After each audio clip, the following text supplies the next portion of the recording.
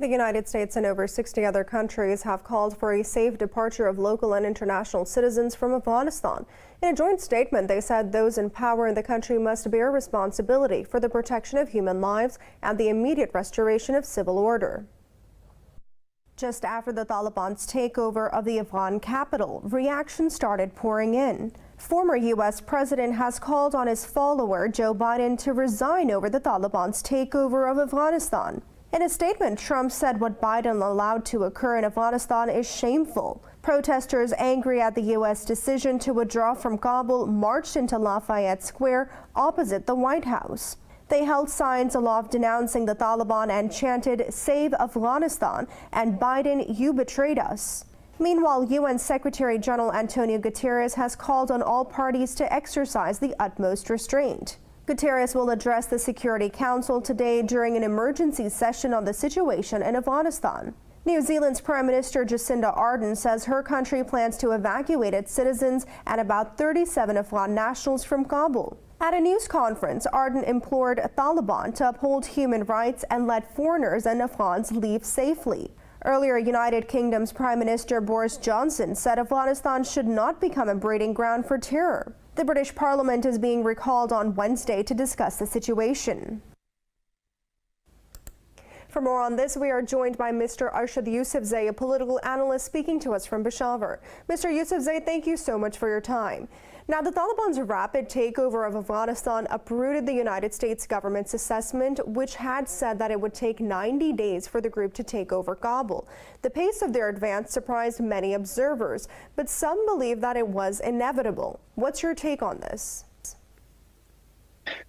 I think it has even surprised some of the Taliban leaders because in their estimations, they had expected 60 days or 2 months to take over the whole country. But we have seen that they did it in less than 10 days. And apart from their military strength or will to fight in the country, I believe we also have to give credit to one of their senior leaders, Mullah Amir Khan Muttaqi, who had been working for many months on trying to convince the opponents in the government and also in the Afghan army and military commanders who could have fought the Taliban. So I think the surprise has many hard-working people behind it. All right. Now, Mr. Yousafzai, now after the Taliban's takeover, what future do you see of Afghanistan's political factions and local militias? Well, I don't think that they can survive Taliban now. They have been disbanded. Their leadership is hiding in other countries outside Afghanistan. Those who are staying in Afghanistan have to patch up with the Taliban. Although the Taliban have pardoned everybody, they would not allow anyone to regroup or try to take up arms against Taliban. And in that case, the Taliban will not be merciful to them anymore. All right. Now, the Afghan citizens are rushing into the Kabul airport to flee the besieged capital. Are their lives in danger despite the Taliban's announcement for amnesty for all? I think the fear remains there because it's uncertainty at the moment.